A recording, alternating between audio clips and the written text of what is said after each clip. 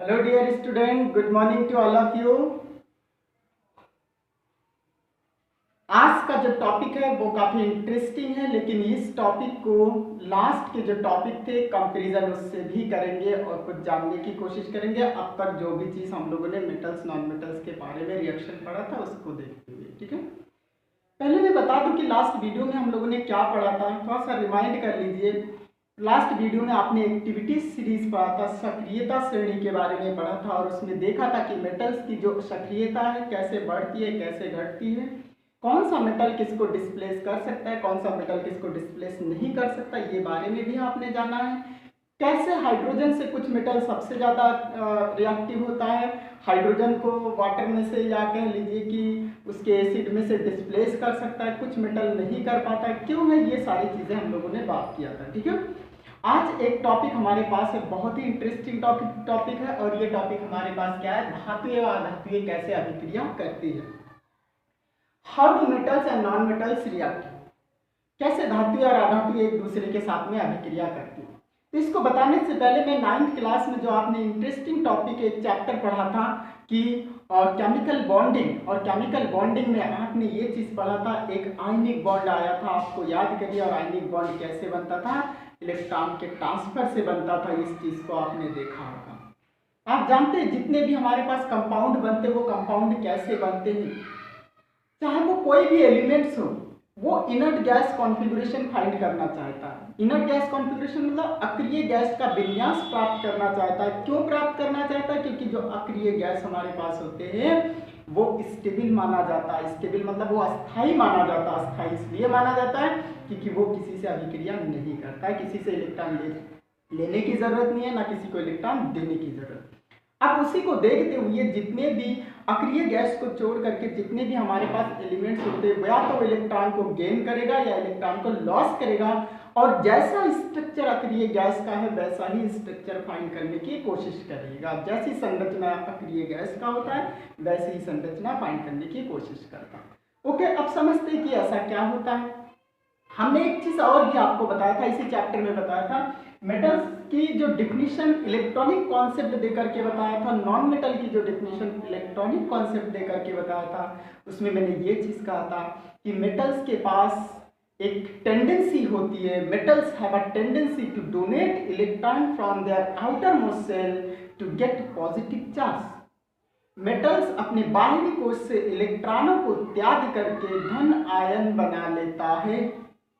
जो non metals होता है उसके पास एक टेंडेंसी होती है कि अपने आउटर मोस्ट सेल में इलेक्ट्रॉन को गेन करे और ऋणायन बना ले। यानी non metals have a tendency to gain electron in their outer most shell to get negative charge. यानी कहने का मतलब जो अधातुएं होती है वो अपनी बाहरी कोश में इलेक्ट्रॉन को ले करके और ऋण आयन बना लेता है, ठीक।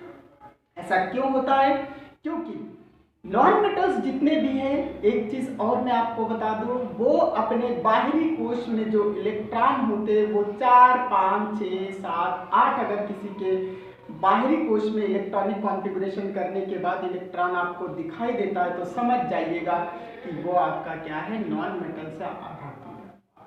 जो धातु है जनरली जब उसका इलेक्ट्रॉनिक कॉन्फ़िगरेशन करते तो उसके बाहरी कोश में 1, 2 या 3 इलेक्ट्रॉन आता है, ठीक है। इसी को ध्यान में रखते हुए हम क्या करते हैं, इलेक्ट्रॉन का ट्रांसफर करके एक कंपाउंड का फॉर्मेशन करते हैं, जो कंपाउंड आपका कंपाउंड आपका, ठीक।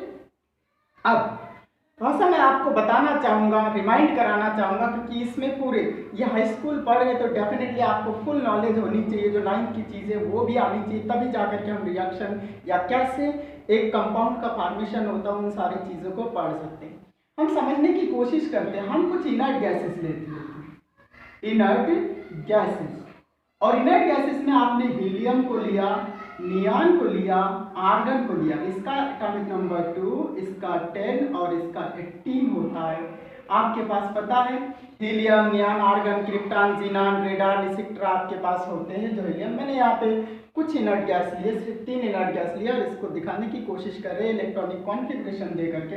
इसका इलेक्ट्रॉनिक कॉन्फ़िगरेशन देंगे तो इसमें सिर्फ के सेल में 2 इलेक्ट्रॉन, के बाद आपको पता है एल सेल होता है, एल के बाद आपके पास एम सेल होता है। इसका इलेक्ट्रॉनिक कॉन्फ़िगरेशन करेंगे 2, 8 और 8 हो जाएंगे। इसका इलेक्ट्रॉनिक कॉन्फ़िगरेशन करेंगे, सॉरी, इसका इलेक्ट्रॉनिक कॉन्फ़िगरेशन करेंगे 2, 8 और 8 हो जाएंगे।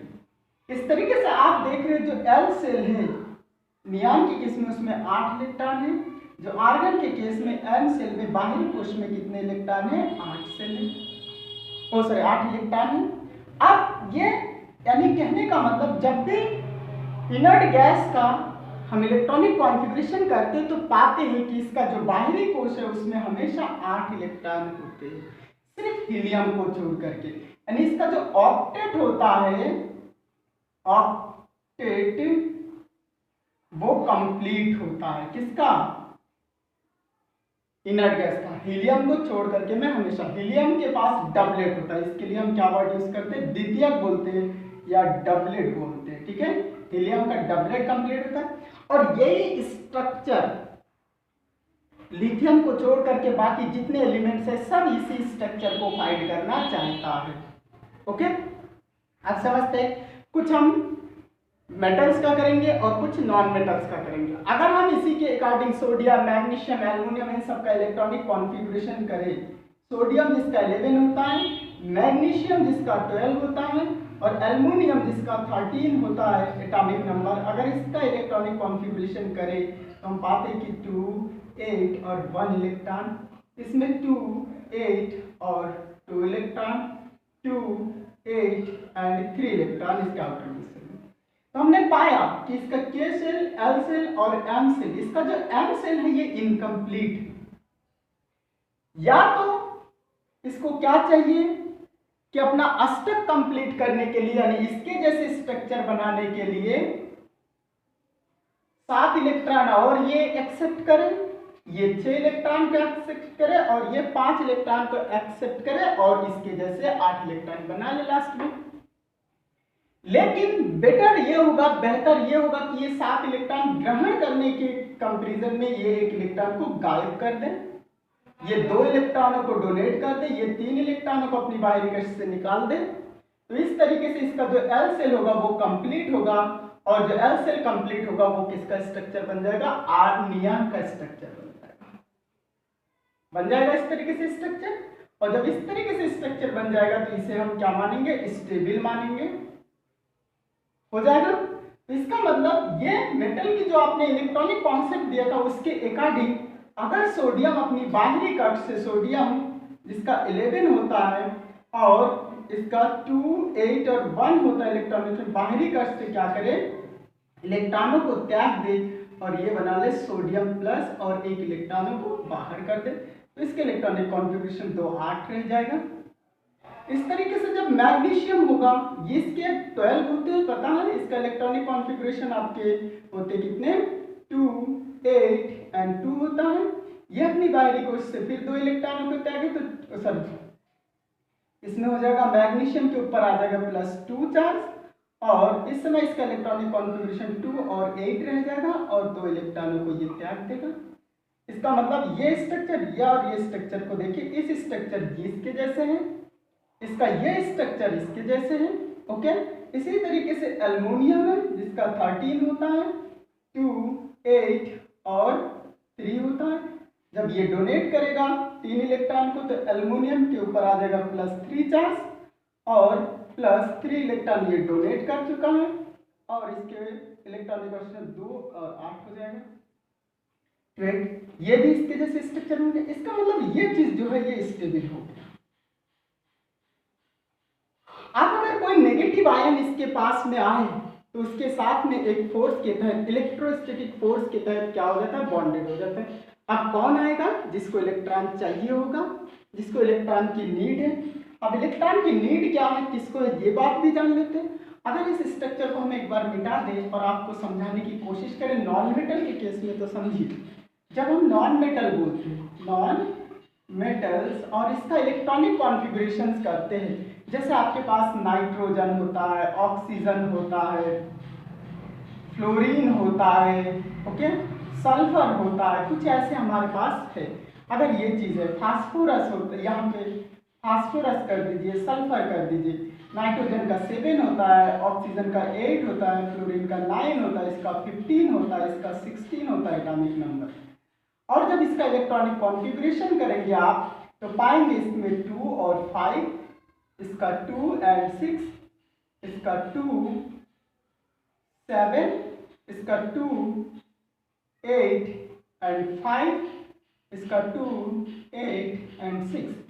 ये K सेल हो गया, ये L सेल हो गया और ये M सेल हो गया।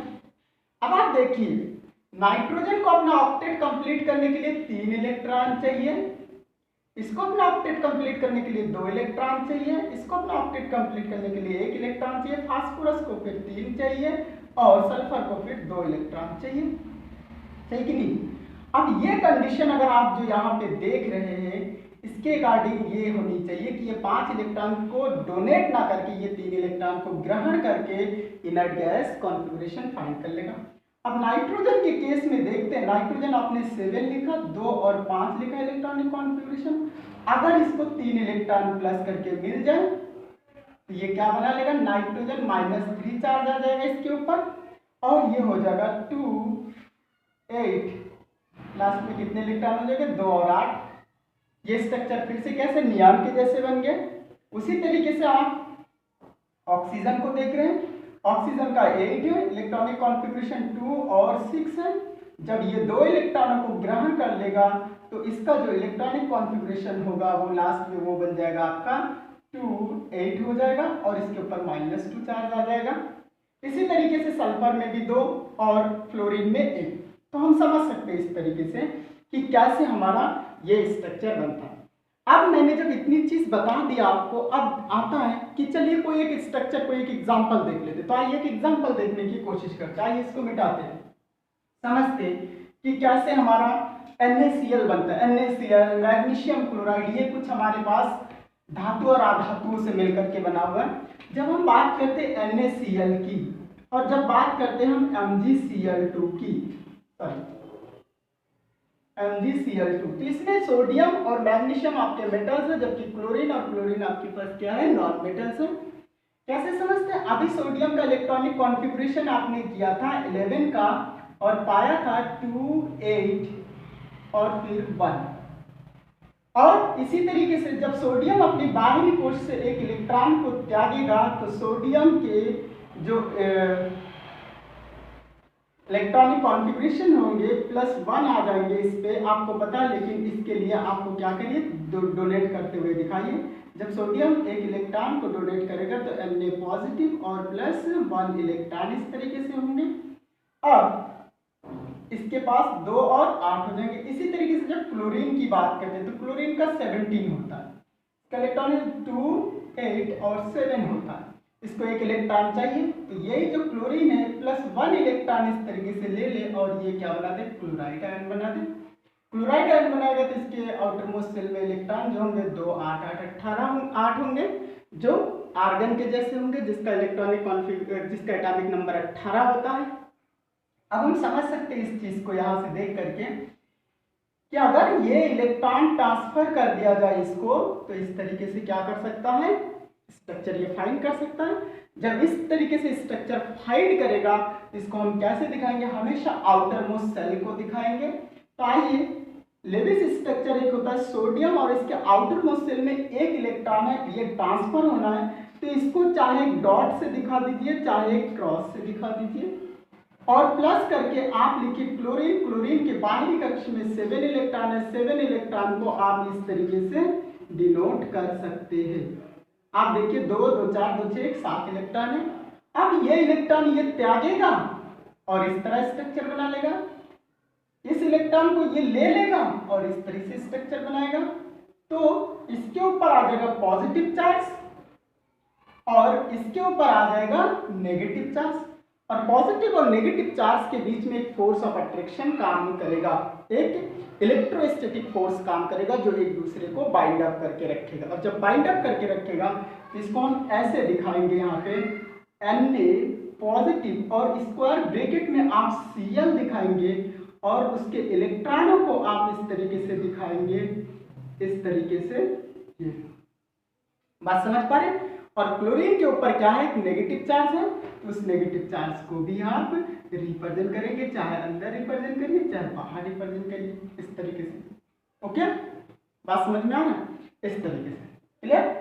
अब इसमें कोई आपको बॉन्ड नहीं दिखाना, और करके NaCl इस तरीके से आप यहाँ पे रिप्रेजेंट कर सकते हैं, क्लियर। तो मैंने एक एग्जांपल बता दिया, मैग्नीशियम क्लोराइड कैसे बना ये समझिए। अब मैग्नीशियम के बाहरी कक्ष में आपके पास 2 इलेक्ट्रॉन है, और आपको पता है कि क्लोरीन आपके पास कितने हैं, मैग्नीशियम को इस तरह से बीच में रखिए और 2 इलेक्ट्रॉनों को इस तरह से रखिए, प्लस करके क्लोरीन के आउटर मोस्ट शेल में 7 इलेक्ट्रॉन है, ये बात आपको पता है। सेम इधर से आप करिए, क्लोरीन के आउटर मोस्ट शेल में 7 इलेक्ट्रॉन है। ओके, इसको ट्रांसफर इस तरह से दिखा दीजिए, इसको ट्रांसफर इस तरह से दिखा दीजिए। जब इस तरह ट्रांसफर दिखाएंगे तो मैग्नीशियम के ऊपर आ जाएगा +2 चार्ज, और स्क्वायर ब्रैकेट में आप एक क्लोरीन को इस तरह रिप्रेजेंट करेंगे और इसको 2 से मल्टीप्लाई कर देंगे। ओके, और इस पे आप इलेक्ट्रॉन 8 दिखा देंगे, आप 2 2 4 2 6 7, और एक इलेक्ट्रॉन जो बाहर से आया और इसके ऊपर आप एक माइनस चार्ज दिखा देंगे। इस तरीके से 2 हो गया, 2 से इंटू है तो 2 चार्ज भी हो गए, 2 अलग अलग पे एक एक चार्ज हो गया, और इलेक्ट्रॉन और करके इसी चीज को हम कैसे दिखाते हैं, MgCl2 के फॉर्म में दिखाते हैं। ये आपका क्या बन गया, एक कैसे मेटल और नॉन मेटल एक दूसरे को के साथ में अभिक्रिया करती है, इस बारे में इलेक्ट्रॉनों का ट्रांसफर करके करती है, ये बात हमें समझ में आ गया। एक इलेक्ट्रॉन को लेता है तो दूसरा इलेक्ट्रॉन को दे देता है, और उसके बीच में जो फोर्स होता है वो इलेक्ट्रोस्टैटिक फोर्स होता है, ठीक है। जब इतनी सी चीज पढ़ लेते तो अगले वीडियो में हम ले करके आएंगे कि आयनिक यौगिक के जब गुणधर्म होते हैं, प्रॉपर्टीज ऑफ आयनिक यौगिक, ये जो कंपाउंड हमारा मेटल और नॉन मेटल से बनता है ये हमारा हमेशा आयनिक होता है, इसको आयनिक यौगिक बोलते हैं, और इसकी क्या प्रॉपर्टी है इसके बारे में हम नेक्स्ट वीडियो में डिस्कशन करेंगे। Okay, thank you, all the best.